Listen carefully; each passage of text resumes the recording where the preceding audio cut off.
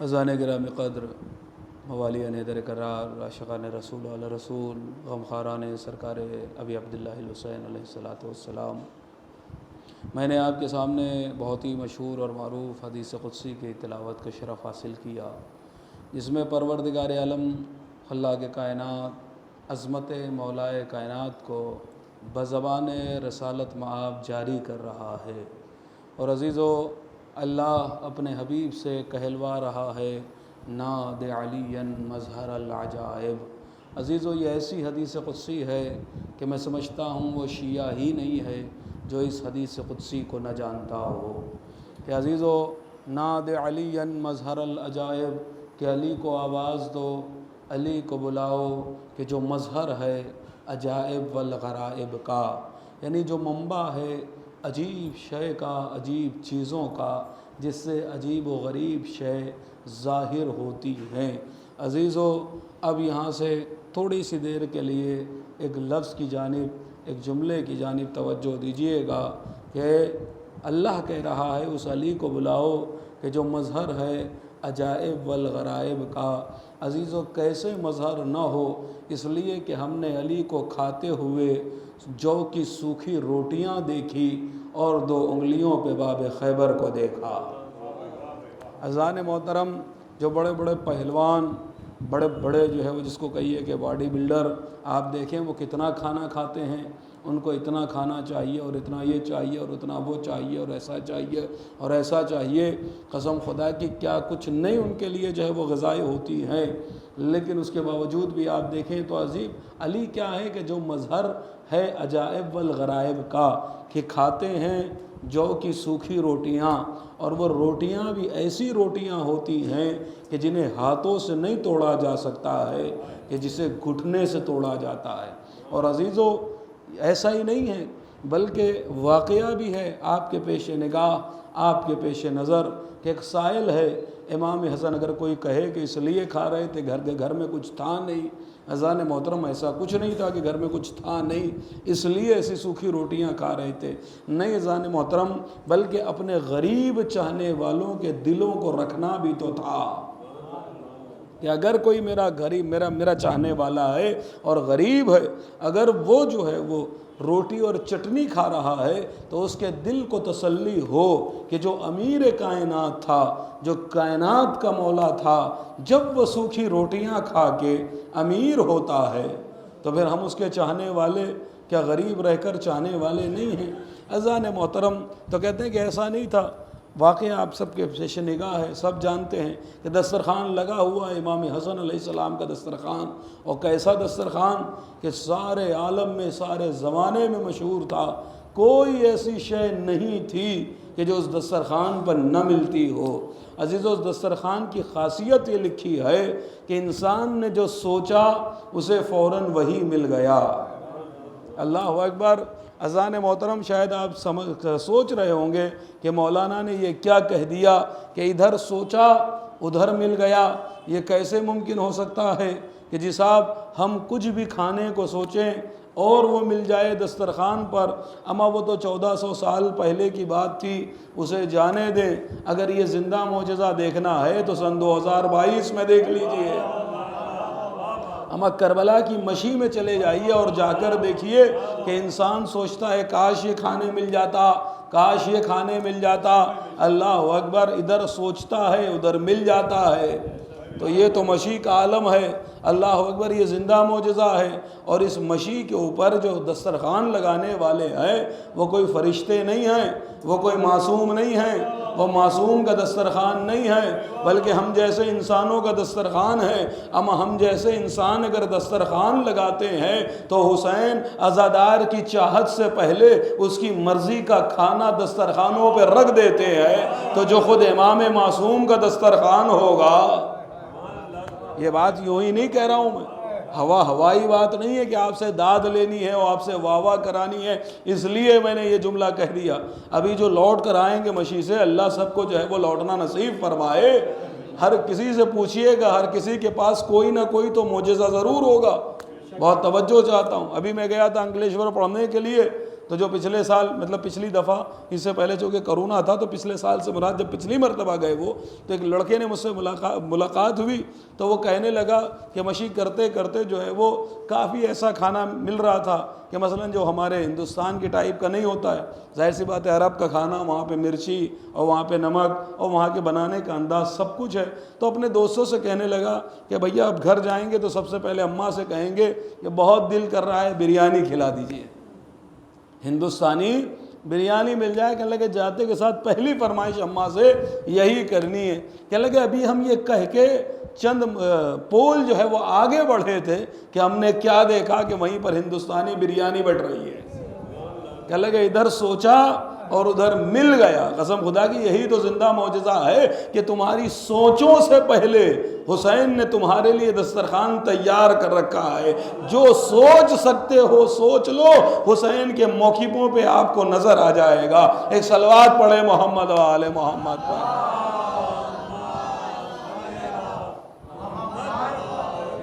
عزیزو حسین کا دل، حسین کا راج صرف جسموں پہ نہیں ہے، حسین کا راج دلوں پہ بھی ہے۔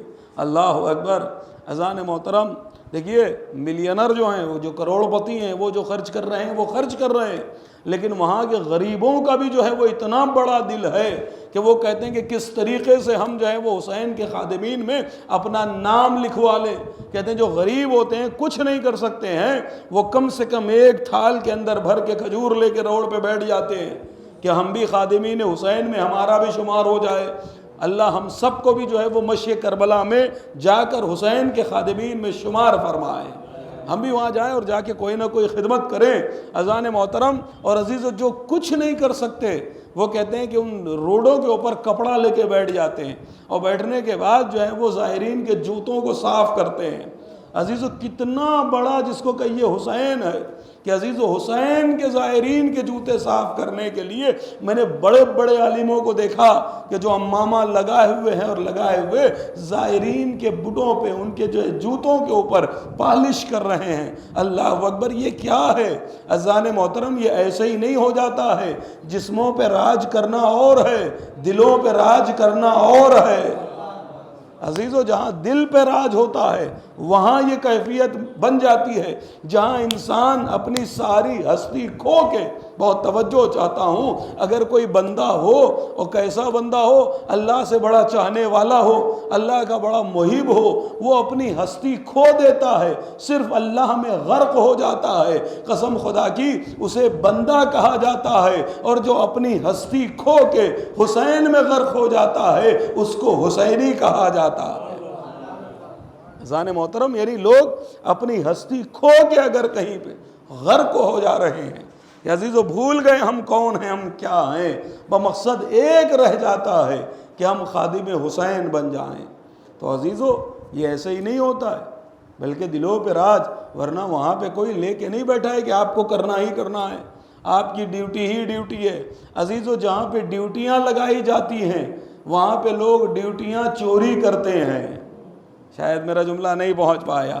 اذان محترم اگر نوکر رکھیے تو ڈیوٹیاں چوری ہو جاتی ہیں، وہ دنیا کی ڈیوٹیاں ہیں کہ لوگ ڈیوٹی چوری کرتے ہیں۔ یہاں پر کسی پر زبردستی نہیں ہے، یہاں ڈیوٹی کرنے کے لیے لوگ بضد ہو جاتے ہیں کہ کاش ہمیں بھی جوتے سیدھے کرنے مل جائیں، کاش ہم بھی جوتوں کو رکھنے والے ہو جائیں۔ اذان محترم ناد علی ان مظہر العجائب، علی کو آواز دو کہ جو مظہر ہے عجائب والغرائب کا، تجد ہو اونلک فی النوائب، تو آپ اس کو پائیں گے، کس کو پائیں گے؟ کہ علی کو پائیں گے۔ اونلک فی النوائب، مصیبتوں میں اپنا مددگار۔ اللہ اکبر، کون سی مصیبتوں میں مددگار پائیں گے؟ کل ہم وغم، ہر ہم میں مددگار پائیں گے، ہر غم میں مددگار پائیں گے۔ بھائی دو طریقے کی مصیبتیں ہیں۔ اب یہ ہمارے اردو کی مجبوری ہے کہ ہمارے پاس ایک ہی لفظ ہے جس کو مصیبت کہا جاتا ہے، جس کو پریشانی کہا جاتا ہے، لیکن عربی تو بڑی وسیع زبان ہے نا، ایک ایک لفظ کے لیے، ایک ایک معنی کے لیے 70 لفظ جو ہے وہ آپ دیکھیں، ایک ایک لفظ کے 70 معنی ہیں۔ عربی کے اندر ایک شعر ہے اردو کے اندر کہ ہم شعر کو شعری کہتے ہیں، لیکن ان کے یہاں جائیے شعر کے معنی آپ دیکھتے چلے جائیے، کسی کو عباس کے معنی بھی شعر، حیدر کے معنی بھی شعر، اسد، اسد کے معنی بھی شیر، حارث، حارث کے معنی بھی شیر، لیس، لیس کے معنی بھی شیر، صفدر، صفدر کے معنی بھی شیر۔ اب یہ الگ مسئلہ ہے کہ شیر کی جیسی کوالٹی ویسا اس کا نام۔ تو عزیزان محترم، اب ہمارے اردو کی مجبوری ہے کہ ہم صرف مصیبت بولیں گے، ہم صرف پریشانی بولیں گے، لیکن کل ہم و غم، کون سی مصیبتوں میں آپ علی کو مددگار پائیں گے؟ کہ ہر ہم میں مددگار پائیں گے، ہر غم میں مددگار پائیں گے۔ تو ہم کے معنی بھی غم اور غم کے معنی بھی غم۔ عزیزان محترم، ایسا نہیں ہے، بلکہ ہم اس مصیبت کو کہتے ہیں کہ جو مصیبت آئی نہیں ہے، آنے والی ہے۔ بہت توجہ چاہتا ہوں، ایک مصیبت وہ ہے کہ جو گھر تک آئی نہیں ہے، آنے والی ہے۔ دوسری مصیبت وہ ہے کہ جس میں انسان مبتلا ہے۔ تو عزیزو، جس غم میں مبتلا ہو، عربی میں اسے غم کہتے ہیں، اور جس غم میں مبتلا نہ ہو، جو غم آنے والا ہو، اسے ہم کہا جاتا ہے۔ کہ علی وہ ہے کہ جو مصیبت زدہ ہی کو، پریشان حال ہی کو سکون نہیں دیتا ہے، بلکہ اگر مصیبت آنے والی ہے اور علی کو پکار لو تو تمہارے گھر مصیبت آنے سے پہلے اپنا راستہ بدل لیتی ہے۔ ایک صلوات پڑھے محمد و آل محمد پر۔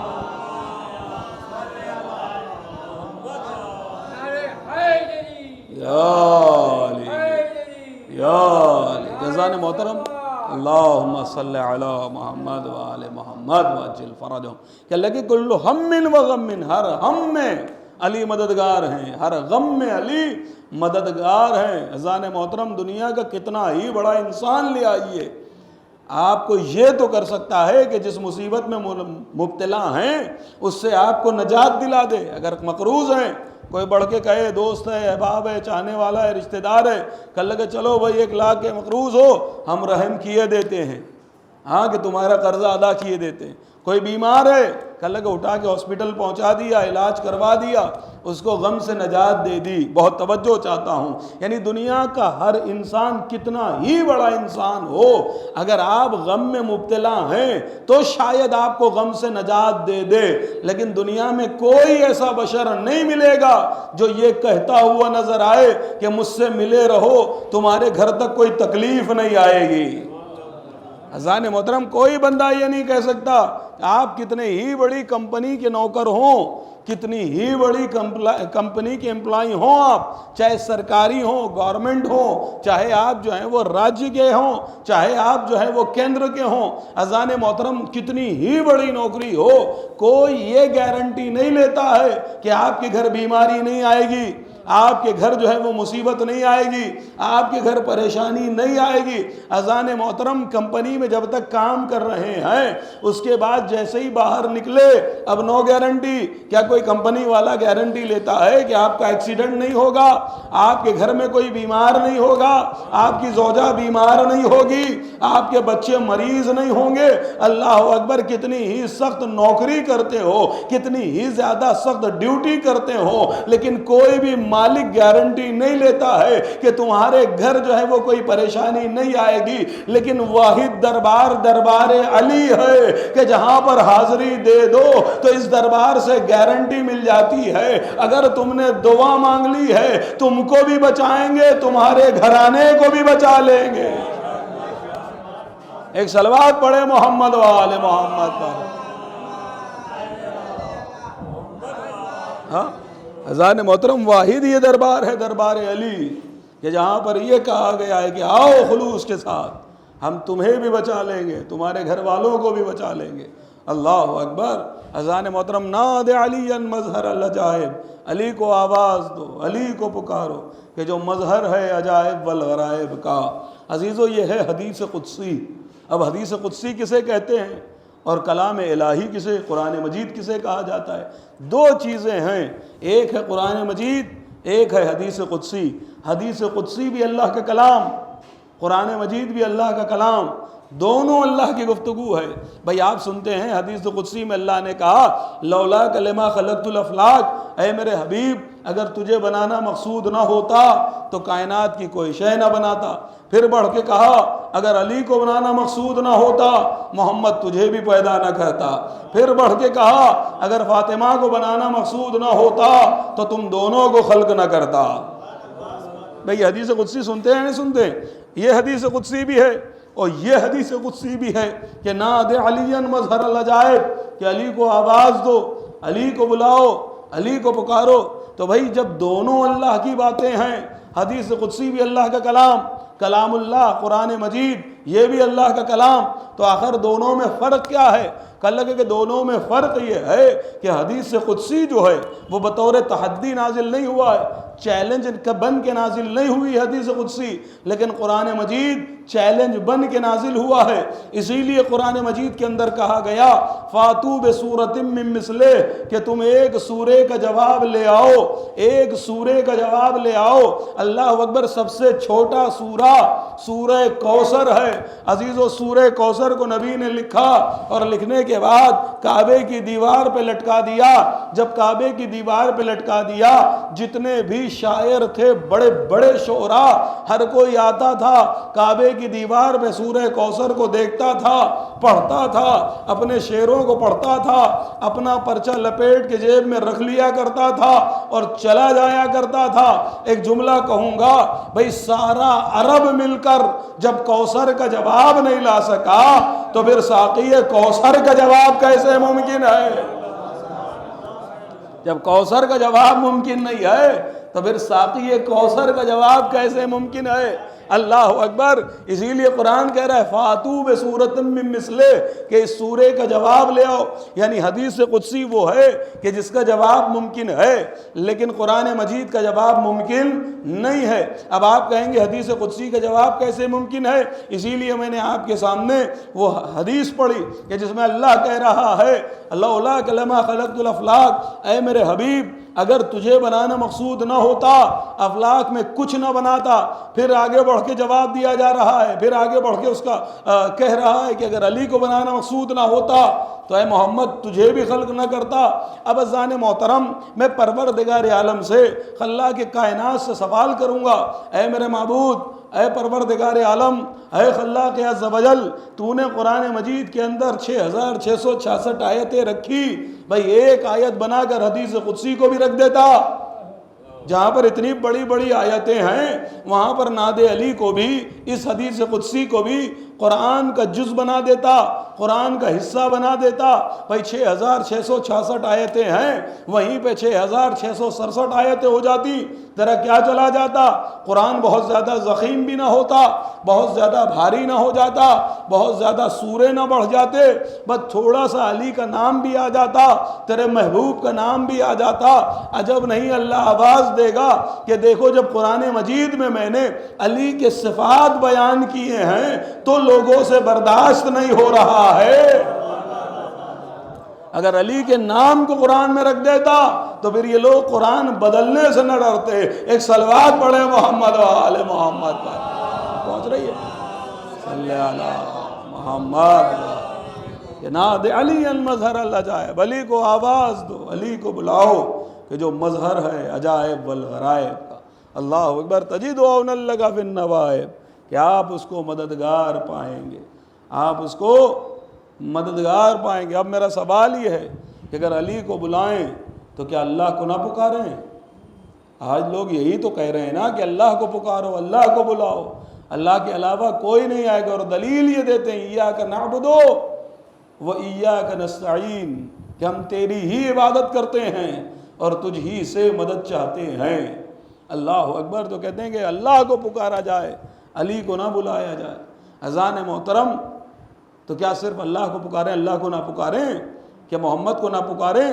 اذان محترم یاد رکھیے گا، جب علی کو، اگر اللہ کو پکارا جائے تو مدد میں صرف اللہ رہے گا، محمد کو پکارا جائے تو مدد میں صرف محمد رہیں گے، لیکن اگر علی کو پکارا جائے تو مدد میں اللہ بھی رہے گا، محمد بھی رہیں گے۔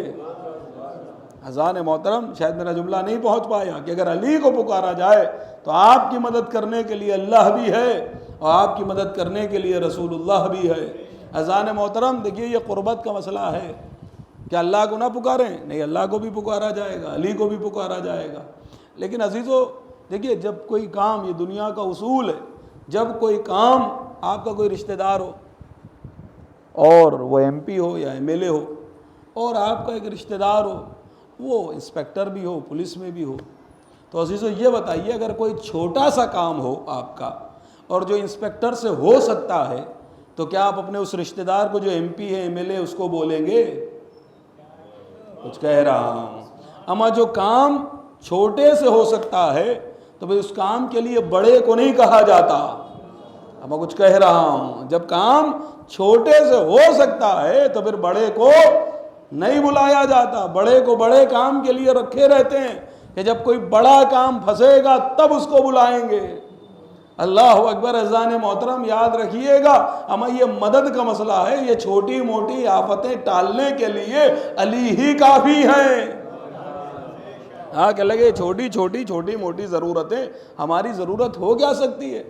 ہاں علی کے سامنے سب چھوٹی ضرورتیں، تو کہنے لگے کہ جب چھوٹے سے کام ہو سکتا ہے تو اللہ سے چھوٹے ہیں علی، تو جب علی سے ہو سکتا ہے علی کر سکتے ہیں۔ کہ اذان محترم کہ اللہ کو نہ بلائیں، مسئلہ قربت کا ہے۔ عزیز و قربت کسے کہتے ہیں اسے سمجھ لیجئے، آخری بات ہوگی۔ کہنے لگے قربت کسے کہتے ہیں؟ قربت کا مطلب کیا ہے؟ بھائی یہ لوہے کا سریا ہے، کوئی ہے اس مجمع کے اندر جو اسے توڑ دے؟ ہے کوئی بڑا طاقتور؟ نہیں ہے۔ اچھا چلے توڑے نہیں، موڑ دو گے صاحب بھائی؟ کہنے لگے نہیں موڑ سکتے، نہ ٹوٹ سکتا ہے نہ موڑ سکتے ہو۔ ہاں اذان محترم کیوں جی صاحب؟ لگے بڑا مضبوط ہے، بڑا آہن ہے، لیکن اسی لوہے کو ذرا آگ کے قریب کر دیجئے۔ بہت توجہ چاہتا ہوں، قربت کسے کہتا ہوں وہ سمجھا رہا ہوں، قربت کا مطلب کیا ہے۔ کہ لگے اس لوہے کو آگ کے قریب کر دیجئے، اما جیسے ہی آگ سے قربت پائے گا تھوڑی دیر نہیں گزرے گی اپنا رنگ بدل دے گا، پھر اور قریب رہے گا، اما رنگ کے ساتھ ساتھ اپنی حیت کو بدل دے گا، اور قریب رہے گا اپنی حالت کو بدلے گا۔ پہلے رنگ بدلا، پہلے حیت بدلی، پھر حالت بدلی، اور حالت بدلنے کے بعد اگر اور زیادہ قریب رہے تو عزیزو اپنے آپ کو بدل دے گا۔ کیسے بدلے گا؟ کہنے لگے پہلے نرم ہوا، رنگ بدلا، نرم ہوا، نرم ہونے کے بعد کہنے لگے اور آگ میں پڑا رہے گا تو یہ بہنے لگے گا۔ ہمیں لوہا تھا، کوئی موڑ نہیں پا رہا تھا، کوئی توڑ نہیں پا رہا تھا، لیکن جیسے ہی آگ سے قربت ملی کہنے لگے رنگ کو بھی بدلا، حالت کو بھی بدلا، حیات کو بھی بدلا، اور اتنا بدلا کہ اب اگر کوئی نیا دیکھنے والا دیکھے گا تو وہ یہ نہیں کہے گا کہ لوہا بہہ رہا ہے، جو پہلی بار دیکھے گا وہ دیکھ کے کہے گا آگ بہہ رہی ہے۔